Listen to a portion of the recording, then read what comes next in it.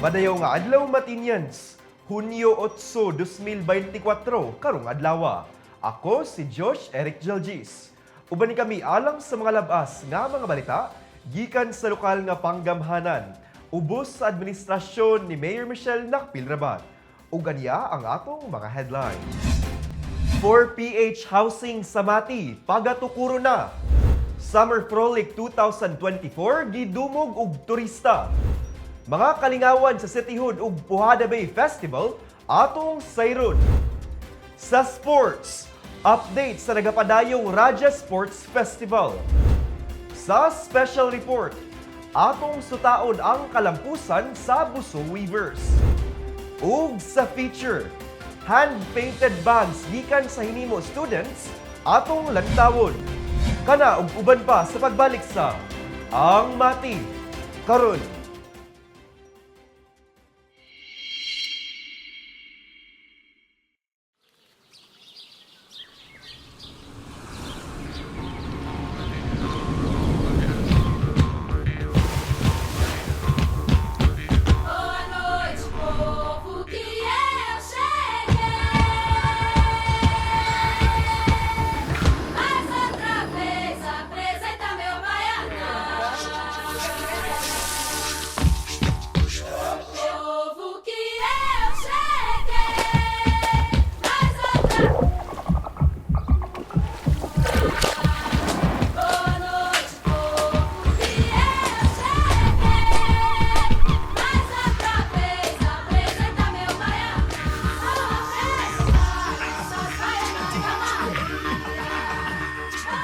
Mati is where to be. Make it Mati. Maganahay nga di.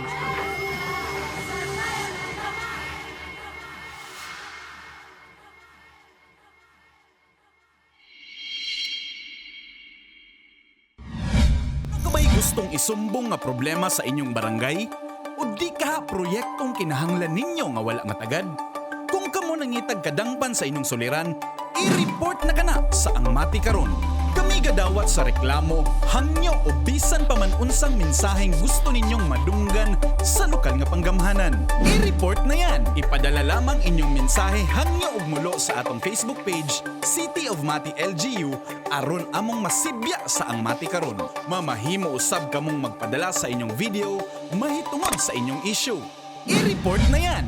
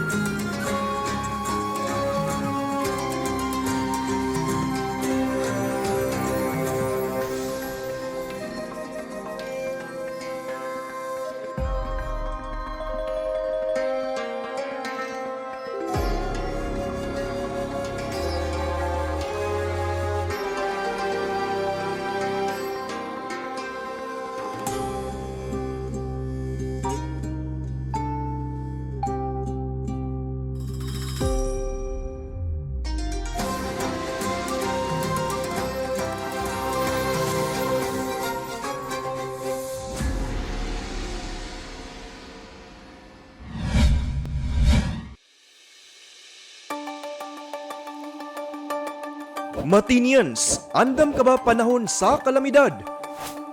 Ang Go Bag usa sa mga alibyo aron kaminusan ang epektong hatod sa kalamidad o emerhensiya. Ali, tabangan ta ka magprepara og Go Bag aron ready ka pirmi.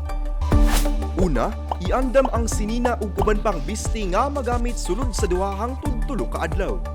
Pagkaong di dali mapano sama sa dilata, biskwit, noodles ug uban pa. Tubig mainom. kutsara, tinidor, plato ug plastic bags. Toiletries sama sa toothbrush ug toothpaste, sanitary napkin para sa mga babae, sabon ug shampoo, hand sanitizer ug alcohol.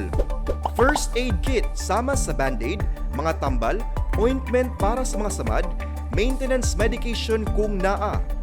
Survival kit sama sa pocket knife na dunay can opener, flashlight ug posporo o lighter, ug pito. Mga gadget sama sa radyo, battery, power bank, charger ug extension cord. Human kini tanan maandam, ibutang kini sa bag na dili dali mabasa. Ang go bag ibutang sa butanganan na dali ra makita. Hinumdumi, mas luwas ang taong andam. I-ready na ang inyong mga go bags, Matinians! Kabalo ka ba? Nga otomatikong kansilado ang klase sa mga eskwelahan kung adunay bagyo, kusog nga pagulan, baha, ug kusog nga linog. Subay sa DepEd Order No. 37 Series of 2022. Otomatikong makansela ang klase gikan preschool hangtod grade 12 kung adunay na issue na tropical cyclone wind signals. 1, 2, 3, 4 o 5 gikan sa Pag-asa o ang Philippine Atmospheric, Geophysical and Astronomical Services Administration. Gawas sa bagyo, otomatikong kanselado sab ang mga klase kung adunay gi-issue ang Pag-asa na orange ug red rainfall warning. Mamahimo sab na magsuspende og klase ang lokal na panggamhanan tungod sa pagulan bisan og walay warning gikan sa Pag-asa. Samtang otomatikong makansela sab ang mga klase kung adunay flood warning gikan sa Pag-asa. Makansela o masuspende sab ang mga klase bisan og walay flood warning sa Pag-asa kung kini gimando sa lokal na panggamhanan. Sa panahon sa linog, otomatikong makansela ang mga klase kung lapas sa intensity 5 ang gideklara sa PHIVOLCS nakakusgon sa linog. Samtang mamahimong ikansela sa lokal na panggamhanan o mga school principal ang klase kung adunay linog na baba sa intensity 5 ang kakusgon. Kini nga polisiya mausab ang ginasubay sa Commission on Higher Education CONCHED. Karon, kabalo na ka! Pagatukuro na ang upat ka andanang pambansang pabahay para sa Pilipino program kon 4PH nga gambalay dinhi sa Dakbayan sa Mati. Kini human nagkapirmahanay ang City of Mati LGU ug ang Department of Human Settlements and Urban Development alang sa usa ka Memorandum of Understanding. Si Jilbis Jean Patalinghong sa report. Makabenepisyo na sa dili madugay ang mga Matinian sa barato nga mga balay tungod kay ang City of Mati LGU nigahin og 1.8 ka hektarya sa Kapayas, Barangay Matiaw alang sa katukuran sa kapin o kulang nga upat ka bag-ong 4-story buildings human may pirma og Memorandum of Understanding uban sa Department of Human Settlements and Urban Development kon DHSUD alang sa pagtukod og mga housing units ubos sa pambansang pabahay para sa Pilipino program kon 4PH program. Gisaksihan sa mga nagkalinlaing personahe sa Manila Attorney Roberto T. Palmahil, Attorney Karen Manluyang, Engineer Harold Takige sa DHSUD ug CHRO CGDH Maria Eden Thelma Franco F. Quinones uban si City Mayor Michelle Nakpil Rabat ang pirmahanay kaniadtong Mayo 21. Ang mga housing units mabatunan pinaagi sa Pag-ibig Fund membership. Ang highly subsidized monthly amortization niini dili mula pa sa 3,500 pesos uban sa 25-year graduated payment scheme. Ang pagbayad sa amortization gitakda nga magsugod sa higayon nga ang proyekto makaabot na sa 80% nga pagkakumpleto. Kining inisyatiba kabahin sa plano ni Presidente Ferdinand Marcos Jr. nga magtukod og 6 ka milyon nga mga balay sa tibok nasod sulod sa iyang administrasyon. Nga adunay target nga 1 ka milyon ka mga balay nga matukod matag tuig. Ang DHSUD ug ang Office of the Presidential Assistant for Mindanao Eastern kon OPAMIN nagtinguha nga makatukod og 380,000 ka mga balay sa rehiyon sa Davao. Kini nga kolaborasyon nagtumong sa pagtubag sa housing gap ug pagpalambo sa kahimtang sa kinabuhi sa mga Pilipino ilabi na niadtong mga walay-balay. Ang mga rehiyon sama sa Rehiyon 10, 11, 12 ug 13 sa Mindanao gilauman nga makabenepisyo og dako gikan niining large-scale housing program. Aduna pay ubang mga LGUs nga naka-avail sa 4PH program nga mao ang Digos City, Nabunturan, Island Garden City of Samal ug Davao City. Ang pasalig sa City of Mati LGU ug ang partisipasyon sa ubang mga local government units sa 4PH nga programa nagtimaan sa positibong panglantaw sa kaugmaran sa pabalay dili lang sa Davao Region kundi sa tibuok Pilipinas. Kini si Jilvis Jean Patalinghog para sa Ang Mati karon. Libuan ka mga turista ang nagtapok sa dahikan aron sa pagtambong sa ikanapulo nga tuig sa Summer Frolic Music Festival. Sulod sa duha ka adlaw, lingaw nga nakigduyog ang mga Matinian sa rave party nga gitambungan sa mga iladong DJs sulod ug gawas sa nasod. Si Nash Tiguelo sa report.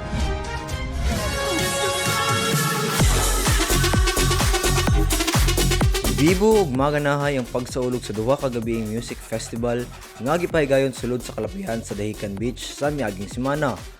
Ang tinuig nga Summer Frolic nagbutang sa Dahican sa mapa sa Pilipinas isip destinasyon alang sa Electronic Dance Music Festival matag summer season.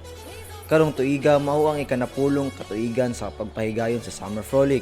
Highlight sa SF 2024 mao ang lain-laing lineup sa musical performance sa 3 ka local ug 3 ka international DJ artist. Diin usa sa mga local artist, anak ni Fernando Poe Jr. na mao si Roman Poe.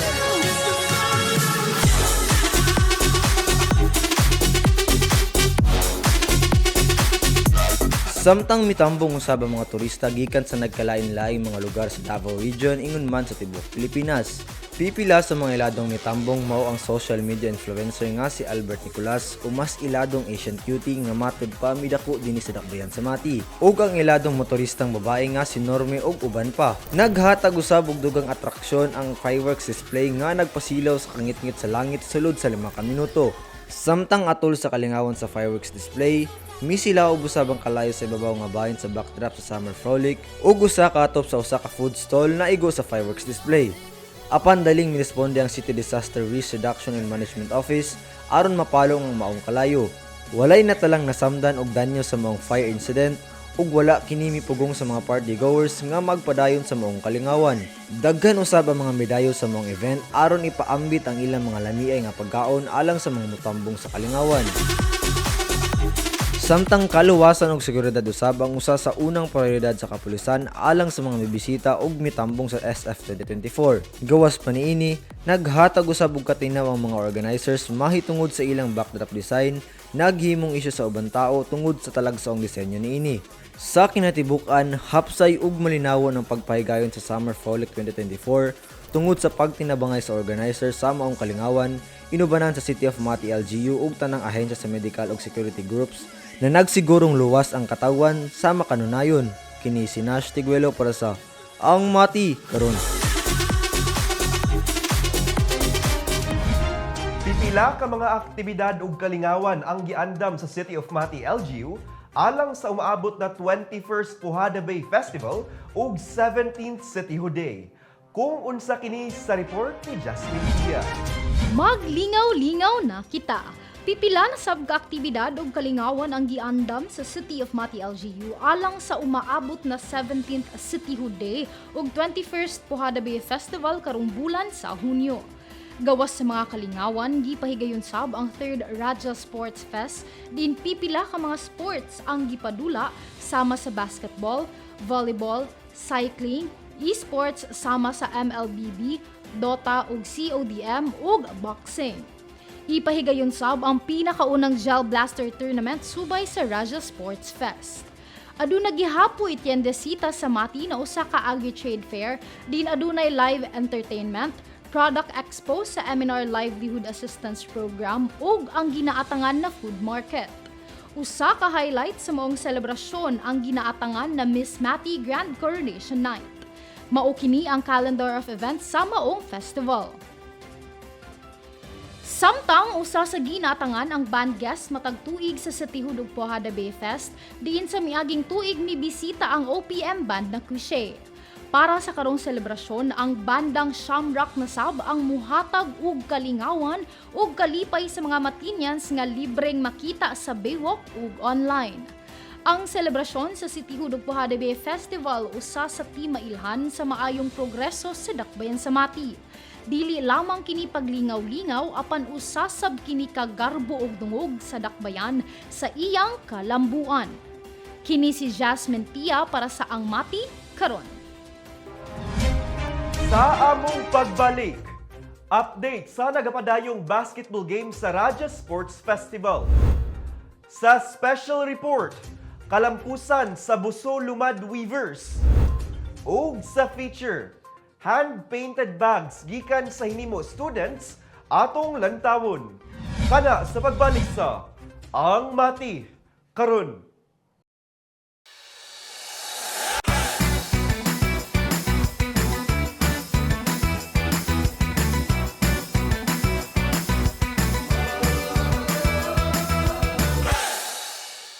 Madayaw na adlaw Matinians, sa ninausab kita sa tong segment na Matinians on the Street.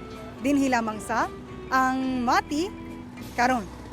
Ang pagsupak sa mga Kristiyanong grupo, partikular na ang Simbahang Katoliko sa Absolute Divorce Bill sa Pilipinas, naggumikan sa lawom nga pagtuo sa relihiyon bahin sa kasagrado sa kaminyoon. Sa doktrina sa Katoliko, ang kaminyoon giisip nga usa ka sakramento, usa ka sagrado nga bugkos nga dili mabungkag gawas sa kamatayon. Sa ingon, ang bisan unsang pagsulay nga mahimong legal ang diborsyo, gilantaw nga sukwahi sa relihiyosong mga pagtulunan ug posibleng makapahuyang sa institusyon sa kaminyoon mismo. Bisan pa sa posisyon, ang mga tigpasiugda sa Absolute Divorce Bill nangatarungan nga ang pagligal sa diborsyo usa ka butang sa tawhanong katungod ug hustisya sa katalingban.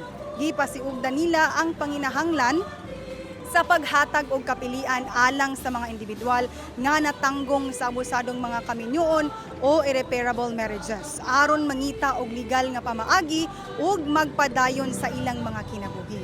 Kani adtong Mayo 22 giaprobahan sa House of Representatives ang final reading sa Absolute Divorce Act, human kini nakadawat og 131 ka affirmative votes, 109 negative votes ug 20 ka abstentions.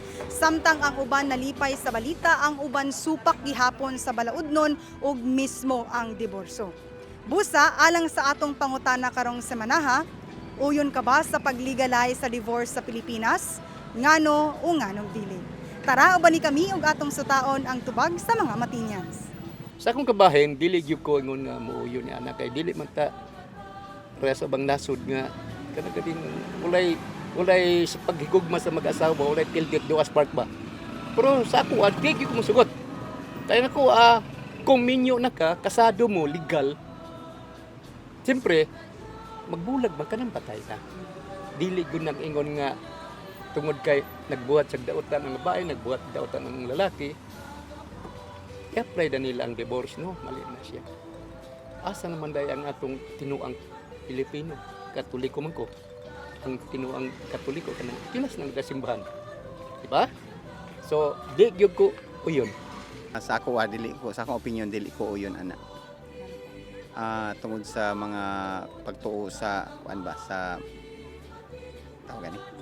sa simbahan o unya usa pa panahon nga gikasalta so nanumpa bud ta didto na mahimong usa ang duha so lisod kayo buhagon ang nabuo na. Sa akong kabahin ma'am bisan pag dili maliga kay karon ang mga ingon ani nga mga pamilya naman gyud mo gawas sa ilaha bisan kasado nya sa ako ang kabahin gusto lang ko nga unta kung ingon ana ang sitwasyon hinaut ko sa mga pamilya nga dili lagi gyud unta mag-ingon ana nga divorce, no? Maura man siguro pud ma'am kay akong pamati sa karon ma'am no. Daghan ang wala pa gani gi final ang divorce. Daghan na poy nang nagkabugay. Akong kakuan ma'am ngano na ingon ana man na tungod siguro sa wala magkasinabtanay ana jud ano. Yes po. O yun ko kay para po kanuntahay halimbawa si mama gikan siya sa iyahang husband then untay ko latado siya kung gusto siya makig-divorce di makagawas po siya then pwede pa siya makasal sa lain laki po na nang maayo Ako dili jud ko uyon anang pagka-legalize sa divorce sa Pilipinas kay para sa kuha ang gihiusa sa Ginoo dili gyud pagabulagon sa tao ug unsa man nga pamaagi kay ang makabulag lang sa mga kanang kinasal kamatayon ra gyud. Dili.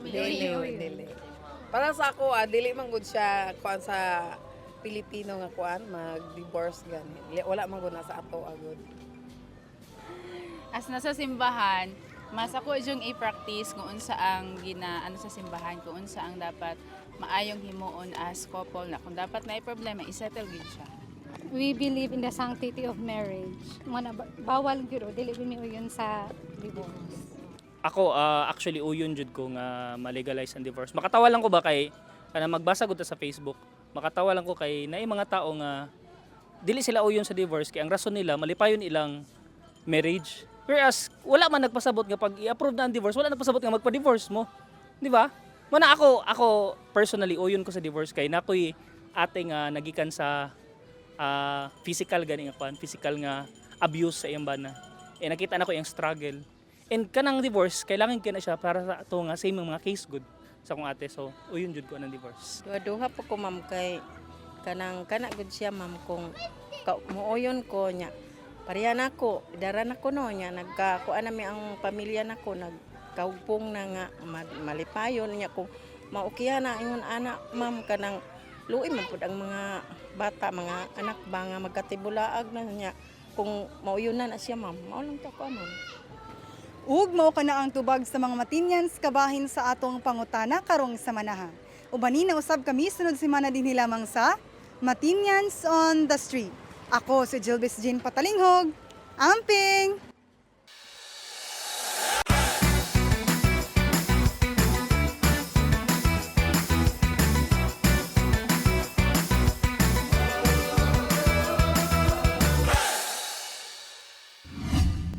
Sa nagpadayong 3rd Raja Sports Festival sa 17 Under Basketball Tournament, padayon ang kapin 20 ka mga team sa pagkigtigi sa maong torneo. Si Peter Jan Buencamino sa report.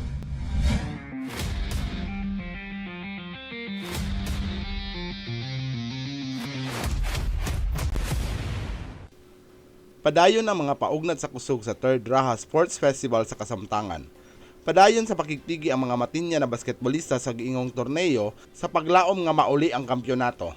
Samtang gisugdan na sad ang Inter-Barangay Volleyball League ni atong Hunyo 4, una lang nagtigi ang Barangay Don Martin Marundan ug Barangay Matiaw sa women's volleyball. Samtang sa men's division, winamanong matchup mao ang Barangay Central versus Barangay Buso. Ang parehong volleyball matchup gidula sa MSAT covered court. At ang iusab ang mga game schedule sa umaabot nga mga semana.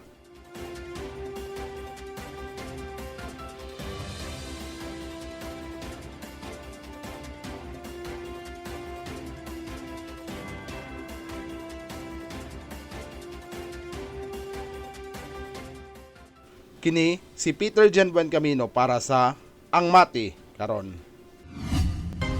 Ang tanom nga abaka usa ka nitibong tanom sa Pilipinas nga dugay nang ginagamit sa katawhan. Mamahimo kining mahimong tela, papel o di kaha lig-on nga tali. Dinhi sa Mati, usa ka grupo sa mga lumad ang padayong gagamit sa abaka. Apan ang ilang paghabi sa abaka, ilan nang giapilan og sining con art tungod kay ang maong pananom, mamahimo na nila karon himuong bag. Mga maanindot nga bags gama sa atong Buso Lumad Farmers Association sa report ni Albert Louis Villar Jr.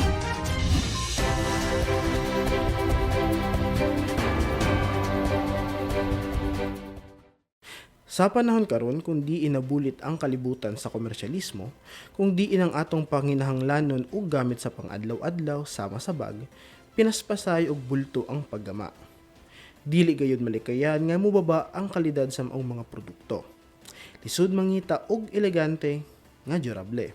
Makahuna-huna gayud kita kung aduna pa ba gayud authentic, organiko og de kalidad nga mga bag sa merkado.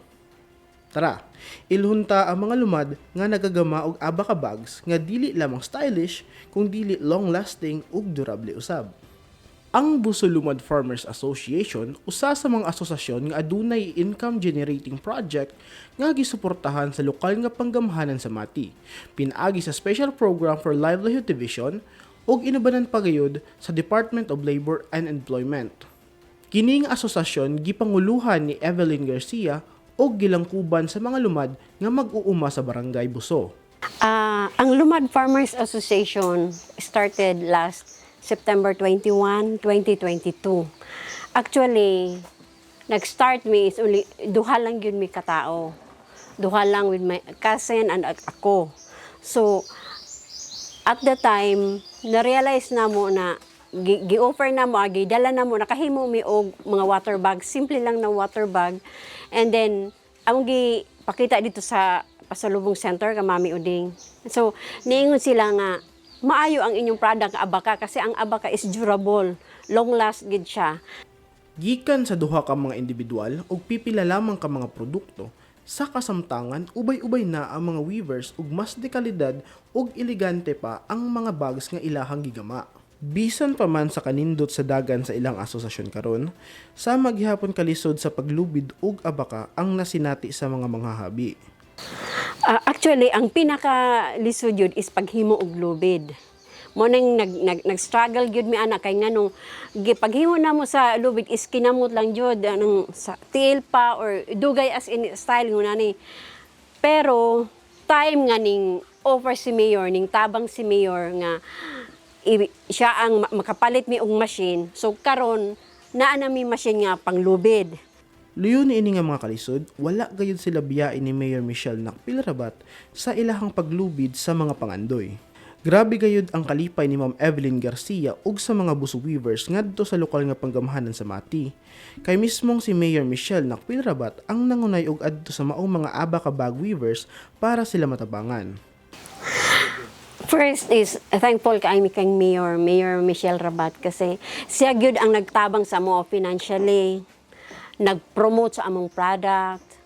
Siya ang naghatag tanan og assistance. Kinsa man lang mi ordinary lang mi nga tao diri sa Buso. Wala mi kaila na makakuan, madul kang mayor pero si mayor mismo ning anhi dire. Ni ani si mayor ning offer siya nga motabang siya. Nagtabang siya financially. Tabang siya og promote sa among product siya mismo.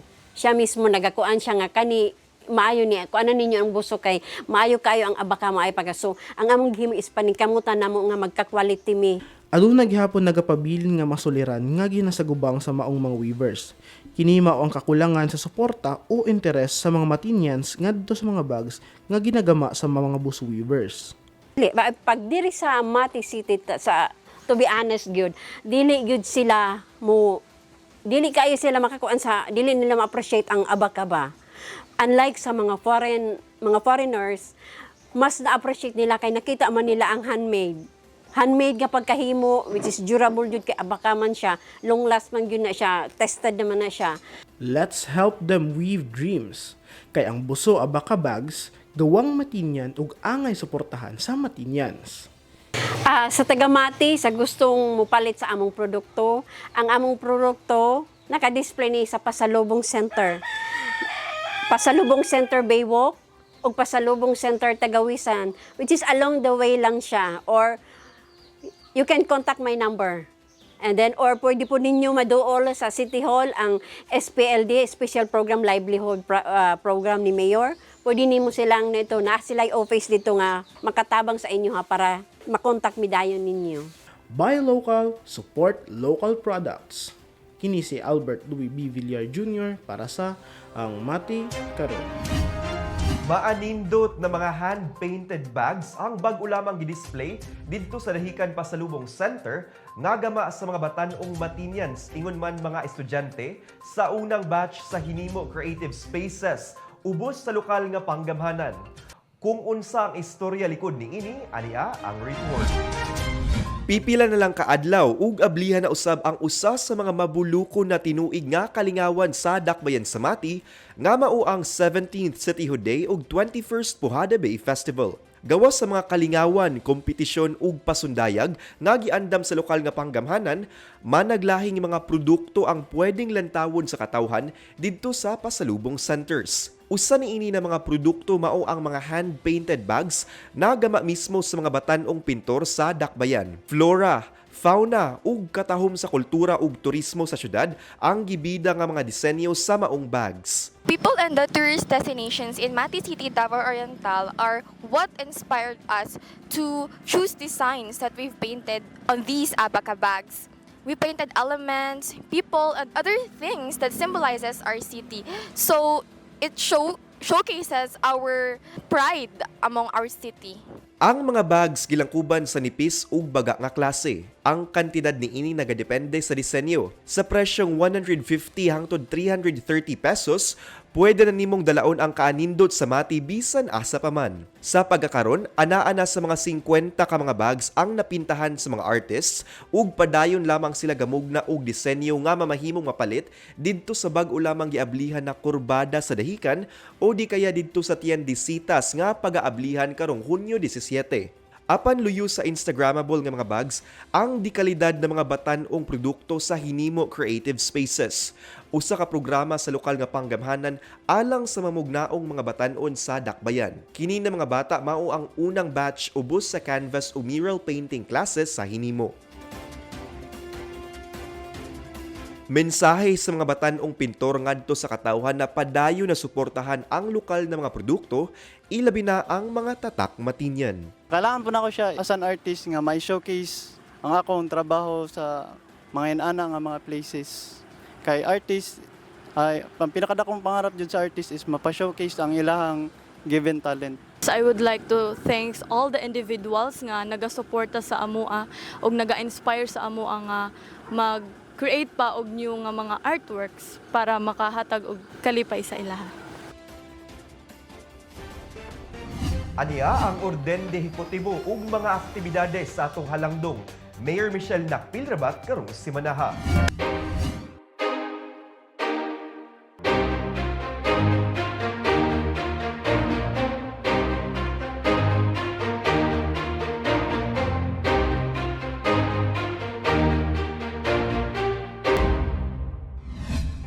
Ug mao kana ang atong mga pinakauling balita gikan sa City of Mati, LGU. Ako si Josh Eric Jalgis. Uban ni kami sunod simana matag Sabado diri lang sa Ang Mati. Karon, atong kanunay hinumduman nga magmakusganon, magmatinabangon ug magmahigugmaon matag adlaw.